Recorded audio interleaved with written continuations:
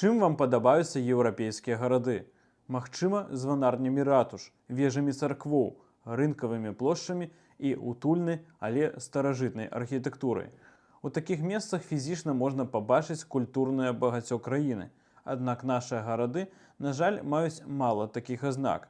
А ці ведалі вы, што ўсё гэта ў нас было? Беларускія мясціны стагоддзямі развіваліся ў еўрапейскім накірунку, але знешняй акупацыі сістэматычна руйнавалі спадчыну, якая фармавалася нашымі продкамі. У гэтым відэа мы пройдземся лёсам буйных гарадоў Беларусі і даведаемся, хто і калі знішчаў нашу архітэктуру. Але перад пачаткам нагадаю, што падпіска на гэты канал дапамагае развіццю беларускамоўнага ютубу, а званочак не дазволіць вам прапусціць новае відэа. У Беларусі існаваў свой аналаг Уроцлава, то бок гораду, які стаіць на зліці рэкаў. Зазвычай яны вельмі прыгожыя, але яго знішчылі за наказам імперскай улады. Старажытная Берасце фактычна знаходзілася на астравах між заходнім Бугам і Мухаўцом.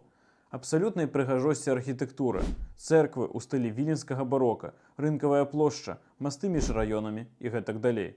Галоўнымі эканамічнымі шляхамі ў той час былі рэкі, таму горад быў аднім з цэнтрам еўрапейскага гандлю. Але ў расейцаў, якім горад дастаўся па выніках падзелу Рэчы Паспалітай, была патрэба утрымліваць захопленыя тэрыторыі. Для іх рэкі мелі сэнс рубежа абароны. Берасце знішчылі дзеля пабудовы гарнізоннай крэпасці, а ўжо побач заснавалі Брэст-Літоўск, узяўшы назву аднайменнага французскага гораду. Больш за тое, жыхароў заставлялі разбураць свае хаты за ўласныя кошты, без нейкіх там кампенсацый. Развіццё артылерыі фактычна скасавала патрэбу ў падобных фартыфікацыях яшчэ да Першай сусветнай вайны. Вайсковая справа банальна перажыла гэтую тэхналогію. Што ўжо казаць пра манеўраную танкавую вайну, асабліва ў наступальнай тактыцы, вядомай як бліцкрыг. Новая дактрына дакладна не прадугледжвала лабавыя атакі фартыфікацый, і асноўны напрамак удару быў у іншым месцы. На жаль, Менск немцы пераакупавалі літаральна за тыдзень, а статычная абарона была толькі на руку плану Барбароса. Вы ўсе ведаеце, якую ролю саветы надалі брэсцкай крэпасці пасля перамогі над нацызмам. Фартыфікацыя, пабудаваная на рэштках цынічна знішчанага гораду, стала ледзь не рэлігійным цэнтрам спачатку чырвонага, а далей і расійскага свету. У большасці вялікіх гарадоў Европы ёсць свой кафедральны сабор. Часцей за ўсё ён найвышэйшы ў горадзе. Фара Вітаўта, пабудаваная па наказу вялікага князя, была флагманам каралеўскай гародні.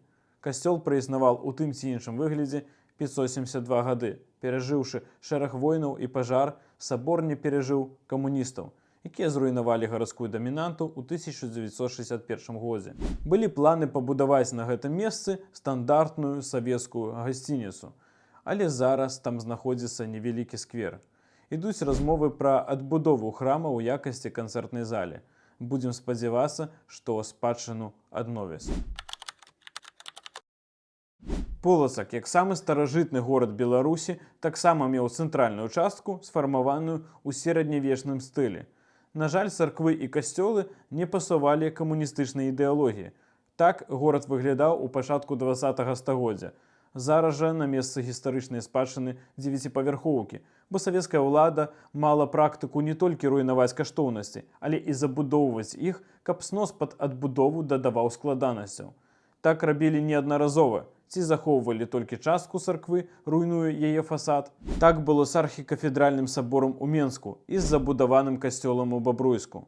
Яшчэ існавала практыка руйнавання не асобных будынкаў, а цэлых архітэктурных кампазіцый багатапавярхоўкамі, накшталт дома Мусінскага ці будынку Белпрампраекту ў Менску, які не толькі зруйнаваў старажытную сінагогу, але і закрыў від з верхняга горада на Немігу. Усе мы любім гэты горад, у тым ліку за гістарычны цэнтр. Але колькасць культурнай спадчыны была бы набагата большай, чым мы бачым зараз. У адрозненне ад горадні, Віцебск пражыў больш часу пад чырвонай уладай, але жыццём гэта назваць складана. Перед другой сусветнай знеслі сучасны Успенскі собор, рынкавую царкву і харальную сінагогу. А ўжо пасля вайны былі зруйнаваныя калегіум езуітаў, Свята-Воскресенская царква, касцёл Найсвяцейшай Троіцы, касцёл святога Антонія Падуанскага, касцёл Маці Божай Шкаплернай, касцёл Раства Христова, а таксама Свята-Дабравечнанская царква, якая стаяла з пачатку другога тысячагоддзя. Ось што згадвае пра тыя страшныя падзеі гісторык мастацтва Трафімаў, які намагаўся ўратаваць сусветную спадчыну. Мы зрабілі запыт ва ўправленне выяўленчых мастацтваў і аховы помнікаў Міністэрства культуры СССР і атрымалі адказ, што нам не варта ўмешвацца ў культурную палітыку беларускай ССР. Тады мы распачалі апошнюю адчайную спробу перадухіліць катастрофу і вылецелі ў Віцебск.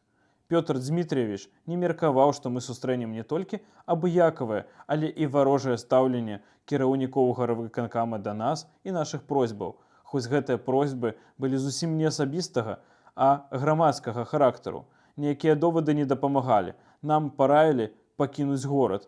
Наўздагон было сказана: не замінайце будаваць новае жыццё. Тэлеграма, посланая намі на імя першага сакратара ЦК КП Беларусі Мазурава, магчыма, толькі паскорыла разбурэнне храма. Ён быў узарваны праз 3 дні пасля нашага ад'езда з Віцебска. Улады ўзялі пад ахову ўжо рэшткі царквы менш ніж праз месяц пасля знішчэння, бо таланавітыя камуністы не змаглі канчаткова зруйнаваць будынак. Фактычна, той самы горад, яго сэрца, архітэктурныя дамінанты сістэматычна знішчалі, і аднавіць удалося далёка не ўсё. Варварская палітыка стасавалася і Магілёва, які зачышчалі пад сацыялістычную сталіцу. Пра гэта ў мяне ёсць асобны ролік. І Гомлю, у якім таксама зруйнавалі касцёл Пресвятой Дзевы Марыі, зрабіўшы сучасную плошчу Леніна пустыром. Гістарычны раён сталіцы рэзалі на кавалкі, руйнавалі, забудоўвалі, штучна ператваралі асобныя часткі прыгожай кампазіцыі на архаізмы. І што самае жахлівае, гэта ўсё рабілася пасля вайны, але на яе публічна спісваюць усе архітэктурныя злачынствы супраць гораду. Планавалася, што на месцы старажытнага гораду будзе комплекс з багатапавярхоўкамі і палацам рэспублікі. Фактычна, стылем дома Мусінскага, які перарэзаў Нямігу і ракаўскае прадмесце, малі забудаваць рэшту цэнтра Менску. Нас наўмысна пазбаўлялі еўрапейскасці, культурнага коду, бо архітэктура ўплывае на свядомасць таксама як літаратура, музыка і іншая культура. Замест гэтага мы атрымлівалі альбо імперскія ансамблі сталінскага ампіру, альбо бязлікія багатапавярхоўкі, якія нібы клоны запоўнілі ўсе тэрыторыі, якія былі пад уплывам СССР. Давайце не забываць, кім мы ёсць, шанаваць сваю культуру і не губляць цікавасць да мясцін, дзе нарадзіліся. У апісанні да відэа будзе шэраг спасылак на артыкулы, відэа і даследаванні па нашай архітэктурнай спадчыне. Раю пераглядзець. Вы былі на канале «Фактар гораду». Да сустрэчы!